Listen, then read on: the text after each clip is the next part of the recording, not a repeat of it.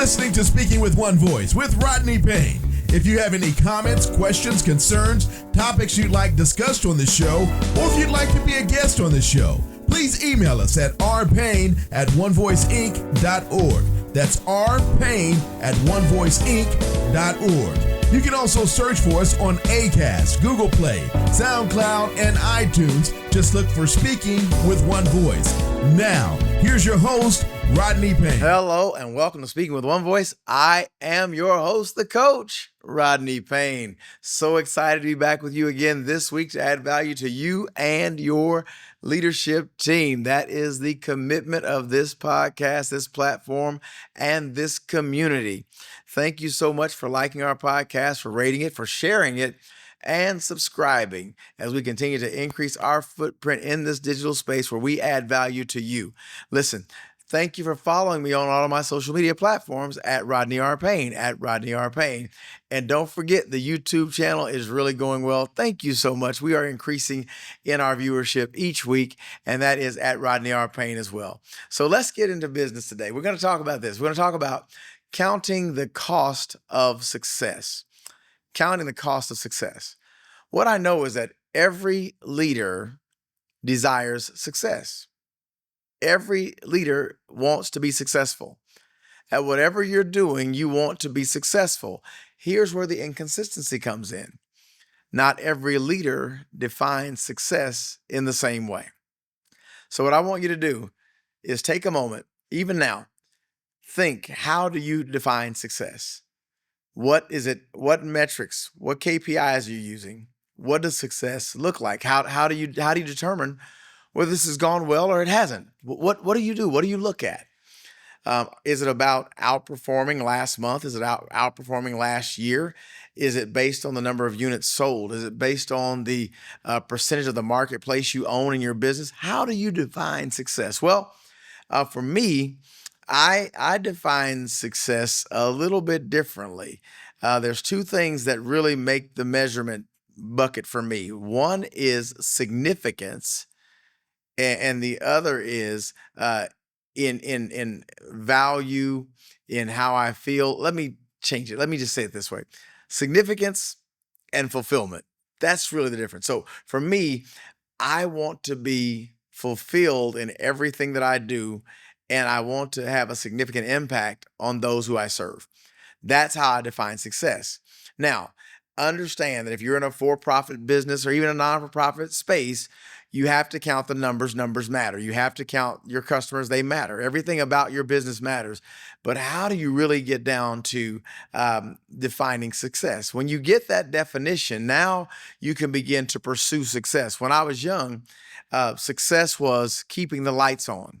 When I was young, success was keeping clothes on the girls as they were growing up. When I was young, success was just making it through and staying married, just trying to make it through. There were many things that I looked at that we call success.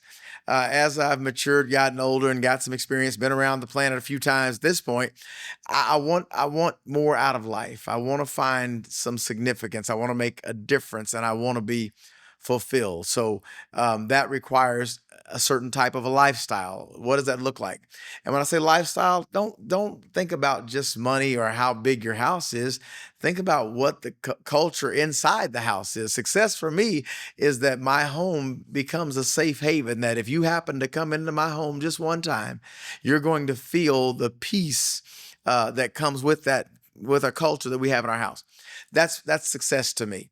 So when we talk about success, let's talk about winning. Let's talk about those things, but let's talk about fulfillment. Okay. So I want to give you a perspective here as we're going to look at this thing from a different view. So hang with me. I've got 3 thoughts that I want to share with you that are going to help us to really get into this, counting the cost of success. If you want success, you're going to have to pay the price.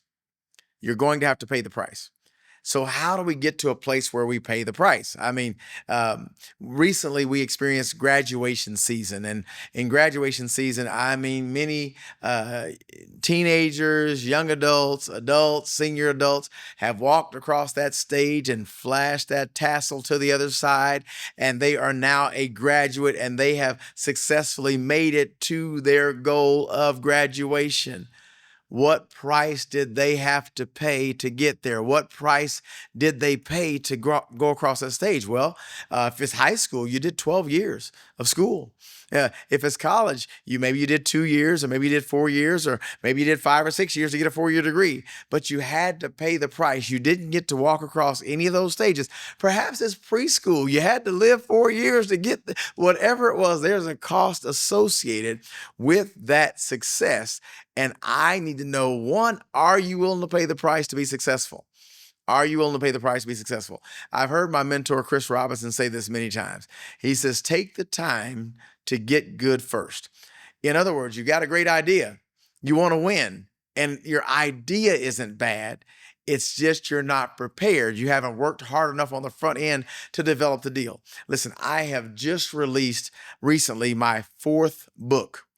And the process for this 4th book is so much easier than the first book. Well, I paid the price. I've learned, I've written, and I've kept writing. And so now it's easier. It's not the best product I'll ever do. I don't believe that.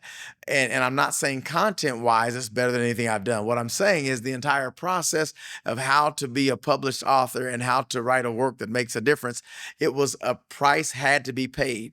The book didn't do itself. I spent hours upon hours upon hours behind a computer screen, researching, typing, writing, reading.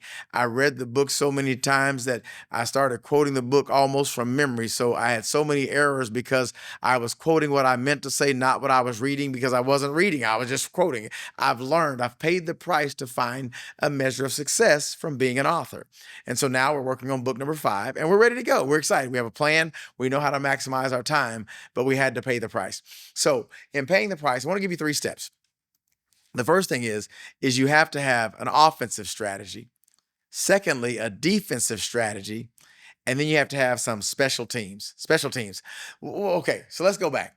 Offensive strategy is how do you plan to bring your product, your vision, your team successfully across the finish line.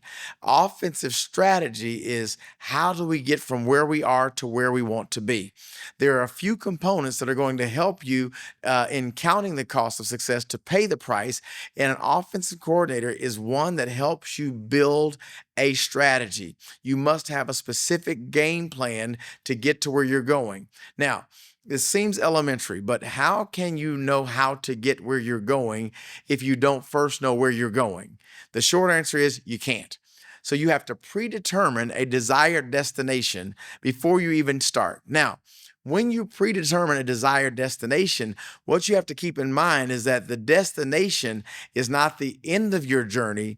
It's just a stop on your journey. Because if you ever achieve success, what you'll find is that when you get to this level, you'll want the next level. You'll go to the next place. And recently working with a client, and they are in the merger and acquisition business, and they're in the business building business. What they do is they build businesses, then they sell them. They build business, and they sell them. Now, why do they keep building successful businesses that I might add, then sell them, make a bunch of money where they don't have to work, and then go do it again? Well, because success to them is in the building. It's not in the selling. It's not in the margin, although that's a part of it. You want to make the money. You want to sell the brand. That's all fine. But the success for them is that we are able to build something from the ground up that becomes marketable, that we can sell to someone else, and they do that over and over again. So even when they're working on their right now project, they already have the next thing in mind. That's an offensive strategy. We don't know necessarily what we're building next, nor do we know exactly when we'll build it. But what we know is what we're building now will not be the last thing we build. What is your offensive strategy? What are you? Are you a run and shoot, or are you a ground and pound? What does that mean? Are you a quick hitter who tries to get a bunch of results right away, or are you someone who wants to build something over time? Either way, you can find success, but you have to have your strategy. Listen, you guys know that I try my best to stay away from sports metaphors because I just love sports, but I'm a balanced approach, big play kind of guy. I want to do a balanced approach. I want to run the ball and throw the ball. I want to keep getting first first downs till I get a touchdown, get a field goal. It's all incremental. But a couple of times a game, I got to have a big play. I got to go for something big.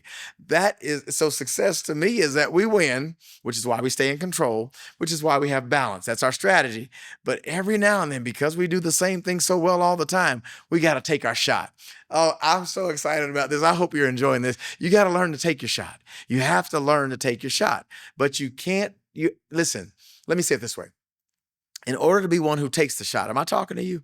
If you're one who wants to take the shot, you have to earn the right to take the shot. You have to count the cost to take the shot. If you have no consistency, your business can't handle you taking a shot because that one shot can cost you everything.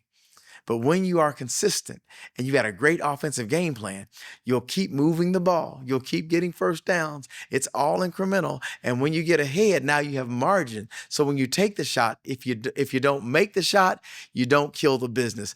I am so excited about what we're talking about. Listen, you are listening to Speaking with One Voice with your host, the coach, Rodney Payne. Glad to be with you again this week, each and every week. Check us out at rodneyrpayne.com. Connect with us. Become a part of our community so that we can add more value to you consistently each and every week, as well as through our other programs. How about we get together and work together to take your business from where you are to where you want to be? Now, back to this counting the cost of success. We've talked about our offensive strategy. And remember, there's no one strategy that works. What has to be about your strategy, it has to be one that you're committed to. You got to commit to your strategy. Secondly, we talked about offensive strategy. Now let's talk about defensive strategy. Oh, goodness. Yes, we have to play defense. Yes. We have to, and when you're thinking of defense, it's not that you're not trying to allow people to score on you. That's not the perspective. When I say defense here, what I'm talking about is developing a defensive strategy that will protect you, whether it's from your competitors, whether it's from yourself, whether it's from the internal team, but you're going to protect yourself from your business. Now, so for your business and from your business. So when we talk about defensive strategy, here's the ultimate goal. The ultimate goal is to have a strategy that protects you from losing all that you've gained. So what does that look like? How do we get a strategy in place from a defensive perspective that allows us to maintain our success without risking everything? Well, your defensive strategy will be based on who you work with, who's on your team, and leveraging the experience of others. See, the best defensive strategies are come up in the coaching training room, so to speak, because coaches look at film. Coaches have found success. So when you expand your team to include a coach, what you're doing is you're putting yourself in the best position to protect yourself from all things, as well as you got it yourself. In this, what I'm talking about is many people that I know spend a lot of time really, really working on their weaknesses in order to protect themselves or to become their defensive strategy. The challenge with working on your weaknesses is you can only grow your weaknesses in your areas of weakness. You can only grow that or move them marginally. You really can't make a significant impact on your weaknesses. You can go from bad to not as bad, but if it's a weakness, it's not good, so it has to be bad. But a strength, you can go from good to great, right? So how do we get the right perspective here? So there are some weaknesses that are non-negotiable that must be mitigated. They must be dealt with. You cannot be a person of poor character and be successful. You cannot be a person without integrity and be successful. You cannot be a person who is unwilling to put in the effort and has no work ethic and be successful. Those are things that you got to fix those things. But as far as are you very organized, you can solve for that. Are you timely? You can solve for that. Are you technological? You can solve for that. So when you look at your defensive strategy, it has to be to mitigate your weaknesses while at the same time investing in your strengths. See, the reason you invest in your strengths is because they come to you much more naturally. They're easier for you to do, and you can do them consistently, and you don't get fatigued in doing them. So my defensive strategy, and I'm encouraging you to find one that works for you, is I know that I love organization. I love being organized. I don't love the process of being organized. Back up, say that again. I love being organized. I love knowing when I'm going to be somewhere and what I'm going to be doing when I get there. I love having all of my ducks in a row. It's a beautiful thing. I just don't love putting my ducks in a row. I don't love packing the trunk to have everything I need. I don't love doing certain things. And so my strategy so that I don't get somewhere and be in an unorganized way is I have a team. I have someone that plays that role very well because it's a strength for them. It's a weakness for me. It would take me much longer to do it. Listen, I talk about this from time to time, but I got to tell you, and I know we've been here several months now, but I'm in my new studio and I own it like it's mine. I don't own the studio. I'm here and somebody's doing the job for me, but it creates a peace in my life. It saves me time. It puts me where it protects me. See, having this place to come in and get this content together for you, what it does for me, it gives me more time to create better content for you. It gives me less time to be frustrated because I'm trying to edit something and I don't like editing. You can't see the frustration, but you just can't. No, it drives me crazy. So what I love is I love to be able to come in and work where I'm strong as a communicator. So as a part of my strategy to defend myself is I make sure I keep myself out of areas in the business that expose my weaknesses. And I put people in place that have strengths there.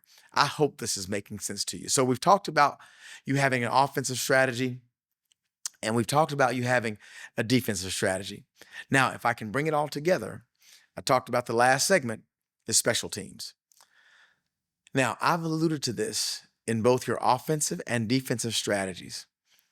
But what really helps a leader as you're counting the costs of your success, the first thing we try to do is we try to cut cost by not paying people to do jobs.